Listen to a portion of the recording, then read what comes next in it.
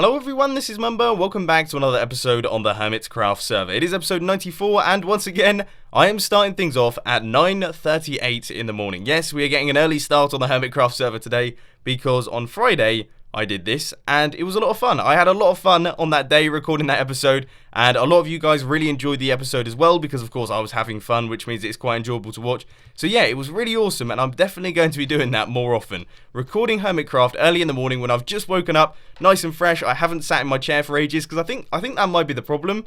You know, maybe sometimes when I get a little bit tired towards the end of my Hermitcraft episodes, it's because generally speaking by that point, I've sat in my chair all morning, and then I've started recording Hermitcraft at about 1, and then I finish around about 5, 6, you know, that's a long time to be spending in one chair, doing one thing at one computer. Despite the fact that my computer area is absolutely awesome with all my monitors and things like that, it's still, you know, you get a bit of cabin fever and things like that. So recording this early in the morning means that I avoid all of that, and it's absolutely awesome. So I'm really enjoying recording Hermitcraft at the minute. But anyway, before we begin, I just want to ask you guys one real quick question, and that is, are you enjoying these Jungle Run episodes? You know this Jungle Run that we've created? Are you enjoying the building process of all of this?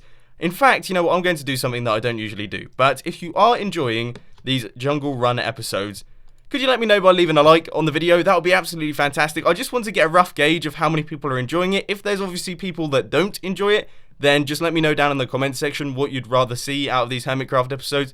But I thought I'd just quickly ask that, just in case some of you are sat there going, I really hate these episodes and I want you to change things up. Because obviously, I'll listen to you guys if there's a lot of you, I suppose. But anyway, public opinions aside, we're going to be moving on from all of that stuff. What are we actually going to be doing in today's episode? Well, you may notice this area here. Yes, this big cleared out area that we have here. For those of you who watched the Monday evening live stream, you will have seen this brilliant action that was clearing out this area. Yes, I know that doesn't sound particularly exciting, but we also did a bunch of redstone designing as well, which I'm going to be showing you in the next couple minutes. But basically, the plan behind this place is that I was reading through the comment section the other day on the Friday episode of Hermitcraft, which was released on Sunday, and a lot of people were mentioning that skill-based games are a lot more fun than luck-based games, okay? Because we have this luck-based game here, and then we have this luck-based game here. You know, it's getting a bit much, alright? It's getting a bit much, and that might frustrate some of the hermits. So what I thought I'd do is I thought I would do like a double route type thing. So you can either take the luck-based thing, which you have like a 50% chance of getting correct, but you also have a 50% chance of dying, so that could be quite frustrating. Or you have the skill-based one, which of course you could do really nice and quickly, or you could really struggle with it and find it incredibly difficult. So the skill-based one is going to be on this side, the luck-based one is going to be on that side, but then they're both going to connect up down at the bottom, and then they're going to go off into the rest of the jungle run, if that makes any sense. So I think it should be cool, and the skill-based game is absolutely awesome, and we're going to be hopping into the redstone testing world right now, and I'll show you how it's done. Excellent news, we actually managed to get everything back. I was a little bit worried then, I seriously did get concerned that we had managed to lose a bunch of stuff here, but anyway, this is the skill-based game that we have created. Now, for those of you who saw the Monday evening live stream, this might look a little bit familiar, because we built this, believe it or not, during a live stream, which is pretty insane, considering I am just notoriously terrible at doing anything in live streams. I'm very unproductive in live streams, so this is pretty good going, alright? But basically, the way that it works is we have got a bunch of buttons down at the bottom here, we have got a bunch of redstone lamps, and then we have got a bunch of redstone lamps over here. So, when one of these lights turns on, you have to hit the corresponding button. If you do, then you get yourself a point on the board. And you know what? I'm going to try my best to explain this one whilst it's working. But I will warn you, I am terrible at this game. As you can quite clearly see, my reactions are not on point, but that must have been a point there. No, was I too late on that one? Right, that was it. Yes, okay, so we got ourselves a point then. And then let's see, it's there. Nope, didn't get that one. Yeah, I'm just really terrible at this game. My hand-eye coordination is absolutely awful, so hopefully the hermits are a little bit better at this one than I am. But when you get 3 points, so your redstone lamp goes there, and then there, then the redstone goes into here, it resets the entire mechanism, it shuts the whole thing off, but it also opens up a door, allowing the hermit to travel on to the next section of the jungle run. That's basically how it's going to work, and as you can see, the redstone is mildly complicated, uses a handful of redstone repeaters, redstone torches, redstone dust, a bunch of randomizers and everything like that, so it's pretty cool. It's a cool system, and I'm glad we managed to get it working, so now it is time to build it on Hermitcraft. Okay, so a little bit of progress has been made. One side of the randomizer is now in place and linked up to all of the redstone lamps. Okay, so this is our randomizer. You may recognize it from a lot of the recent episodes now. We've been using these quite often. But this randomizer runs into these 2 redstone lamps here. Now, this is going to be a roundabout. I'm not going to mention bits or anything like that because I always seem to get this wrong. But this randomizer here has 4 possible outputs, and it will only light up one of the outputs at any given time. Alright, so that's basically how this randomizer is going to be working. And the way that we've done that is we've got one randomizer at the start.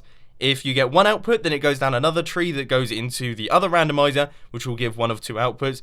But if you get the other output on the first randomizer, then it goes into the other tree, which goes into another randomizer, which gives one of 2 outputs. So that's how that one works. I hope that I've explained that correctly.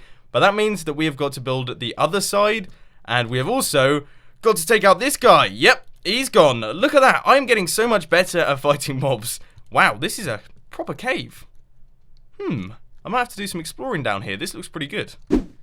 It is now time for a little bit of on-camera redstone action. We're going to see if we can backwards engineer this little system here, because as you can see right now, we have got both trees set up. Okay, so the one on the right, that's one tree, and then the one on the left, that is a different tree, and then that splits off into 4 different trees that all run into our redstone lamps. I really do hope I'm making sense here. However, I get the feeling that I'm probably not. Maybe not. I don't know. But anyway, what we're going to do is we're going to create the Mother Randomizer, basically. This is the one that is going to be controlling what tree this all goes down. Now, there's one thing that I just want to point out, is the fact that I don't actually have any comparators on me, which means that we're not going to be able to connect all of this thing up. But here's how it's going to work. We are basically going to create just another module. Alright, we're going to create another one of these randomizer modules right out the front. So that is that one. And then we need a repeater like that. We're going to have a piston facing across in this direction here. Right there. Which will basically push the block out the way if we get a signal strength of 3. And I've just realized something. Right, okay, well, I'm not looking at my other design here. So I'm sort of doing this off the top of my head. Right, that should work, and then we are just going to need to run a comparator straight into this one here. So this is where the comparator is going to be going, which means our randomizer, or our dropper and hopper, is going to be going on this block here. So our dropper and hopper is going to be going there, our comparator is going to be going here, then there is our randomizer, and then that's going to split off like this. I have to say, this is a lot more complicated to look at when you're not using loads of different colors of wool. So yeah, I'm going to grab the dropper and the hopper, and a few comparators and things, and then hopefully we should be able to finish up the top part of the circuit. Okay, so I've got a bit of a progress update for you. Obviously, I added in all of the bits for the randomizer.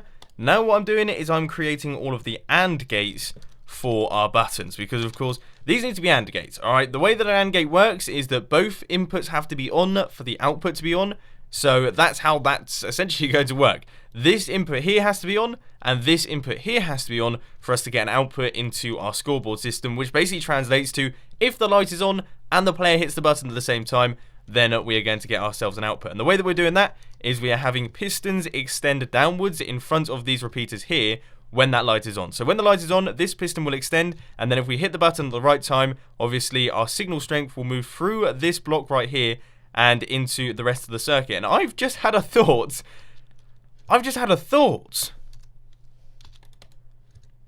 That was actually slowing down our signal.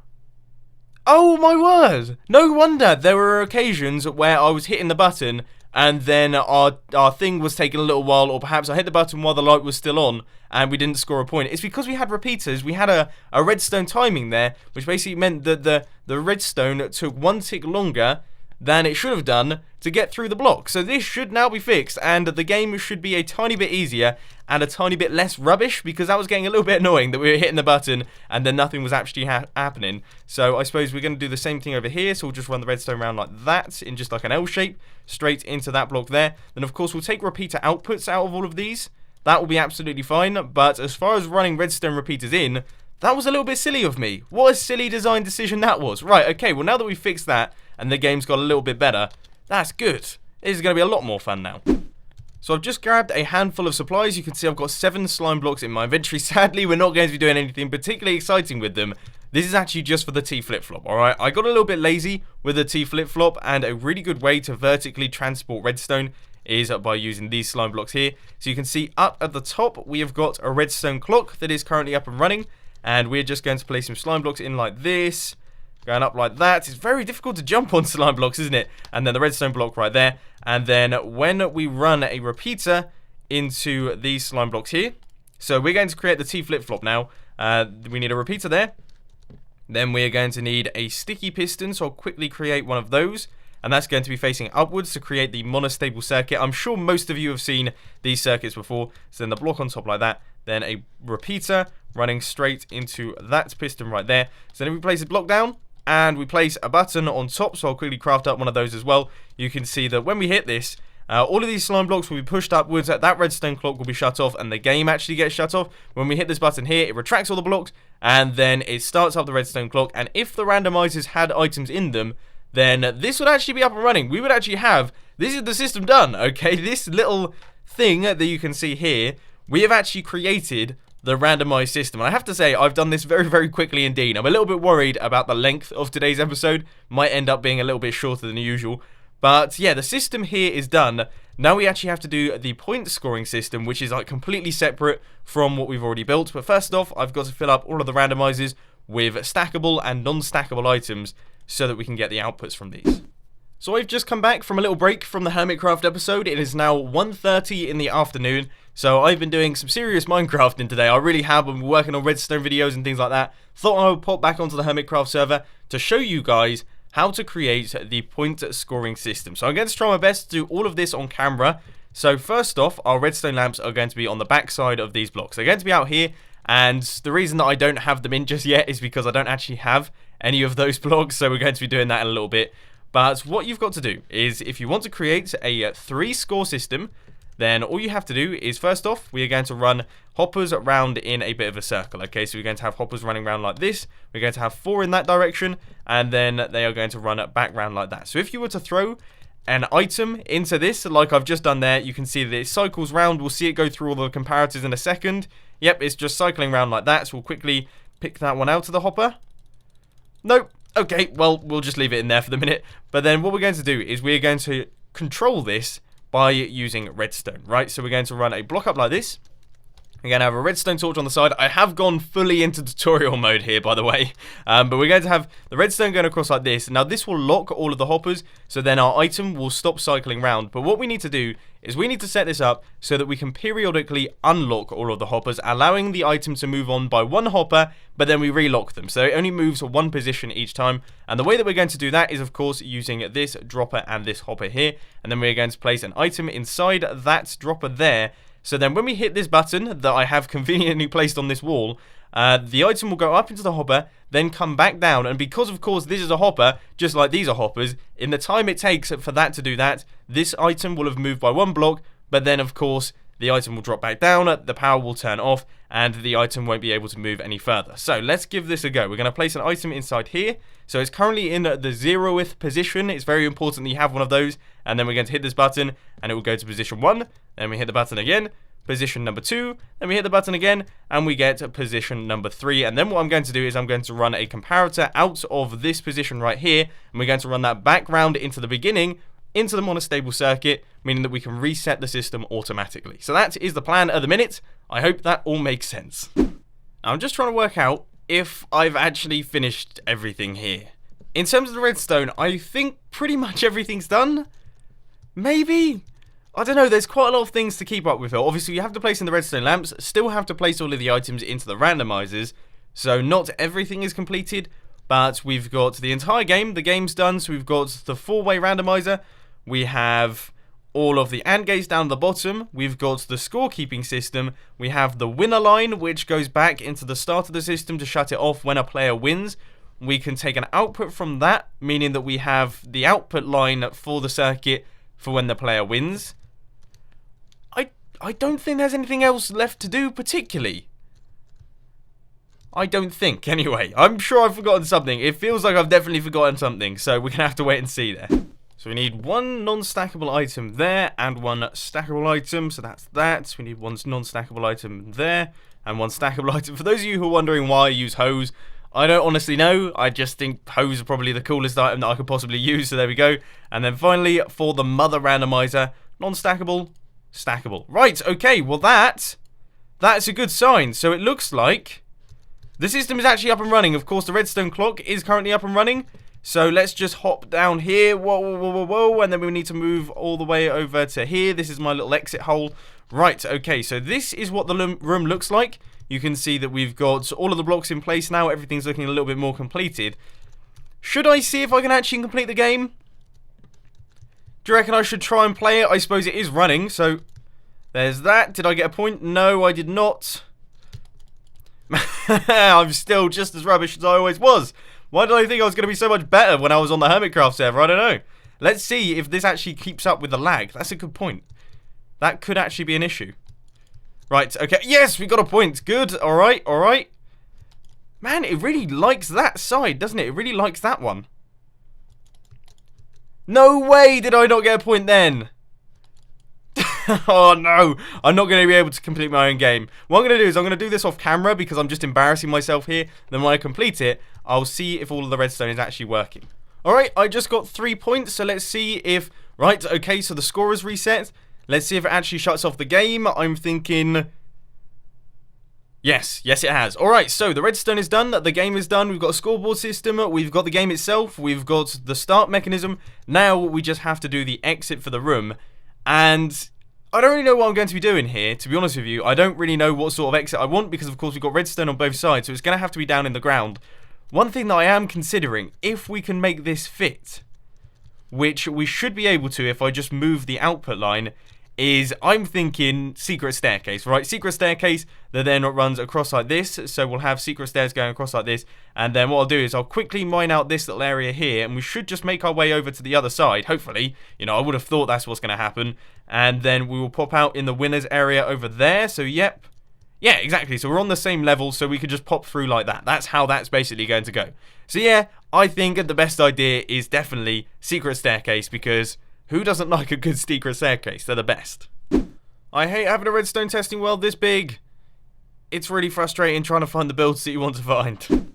Okay, after a little while of searching now, I have finally located the hidden staircase. This is the ridiculously tiny redstone contraption that I created. Still one of my favourite redstone builds I've ever made. Look at this thing. It's ridiculously small. It's 3 blocks wide, 4 blocks deep, and only 4 blocks tall in the circuitry. Awesome. It involves a double piston extender, a flush trapdoor, just the whole lot. All in that tiny little space. It's insane. Honestly, I don't think I could actually recreate this using my skills today. I don't think I've got the skills these days to create something like this. I spent hours on this. I really did. So I just want to show it off for you guys. I'll try and remember to put a link to the tutorial down in the description, but this is what we're going to be building on Hermitcraft.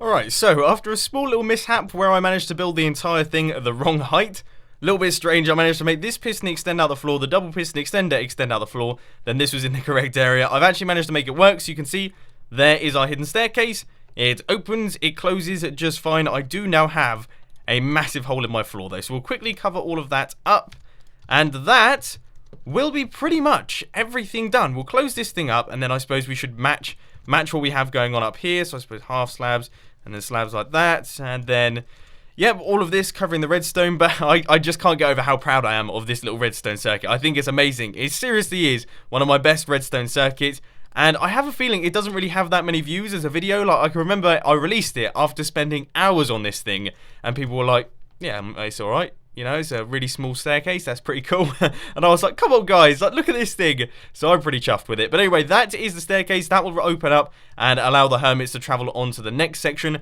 of the Mumbo Jumbo Jungle Run. But for now, unfortunately, ladies and gentlemen, that is all I've got time for today. I have done so much redstone in today's episode. In fact, my entire day has pretty much been dedicated to redstone. I've been doing redstone videos and I've done loads of redstone on Hermitcraft. But it's been a lot of fun. I really do hope that you've enjoyed it. Of course, if you did, please sure to hit that like button. And if you really loved it, then make sure to subscribe. But thanks for watching, guys. This has been Mumbo, and I'm out. I'll see you later.